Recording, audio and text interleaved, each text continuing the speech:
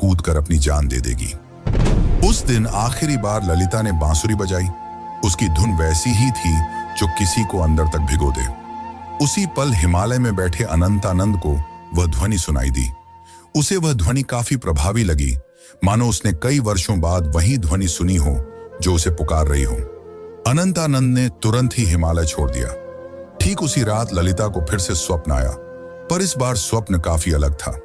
इस बार श्री कृष्ण और राधा यमुना के तट पर बैठे थे और राधा श्री कृष्ण से पूछ रही थी, प्रभु, क्या इस बार भी मेरी प्रेम कहानी अधूरी रह जाएगी? कृष्ण ने कहा, नहीं राधे, इस बार संसार को तुम्हारे प्रेम की पूर्णता दिखाई देगी। इतना कहते ही ललिता का स्वप्न टूट गया। ललिता के मन में एक नई उम्मीद जाग उठी थी। अब वह उस जगह पहुंची जहां अनंतानंद पहुंचने वाले थे, वृंदाधाम। यह कोई आम स्थान नहीं थी। कहते हैं कि इसी स्थान पर राधा ने कृष्ण को आखिरी बार देखा था और एक शिला को छूकर प्रण लिया था कि जब तक उसकी प्रेम कहानी पूर्ण नहीं हो जाती वह लौटती रहेगी। उस समय वृंदाधाम में एक कथा हो रही थी और उस कथा के वाचक कोई और नहीं बल्कि स्वयं अनंतानंद थे। ललिता बहुत दूर खड़ी थी और उनके चेहरे को भी नहीं पहचानती थी, परंतु उनकी वाणी में कुछ ऐसा था जिसने उसके हृदय को प्रभावित कर दिया। उस दिन अनंतानंद प्रेम की परिभाषा समझा रहे थे। प्रेम वह नहीं जो आपके पास होता है और आपके साथ जीता है। प्रेम तो वह है जो दूर होकर भी पास होता है। वे यह सब बता ही रहे थे कि उनकी आंखें ललिता से टकराईं। दोनों एक पल के लिए स्तंभ रह गए, मानो पूरी दुनिया ही रुक गई हो। अनंतानंद ने तुरंत ही प्रवचन छोड़ दिया और ललिता के पास दौड़े चले आए। तब ललिता ने अनंतानंद से धीरे से पूछा, क्या आज भी आपको मेरी आवाज सुनाई देती है?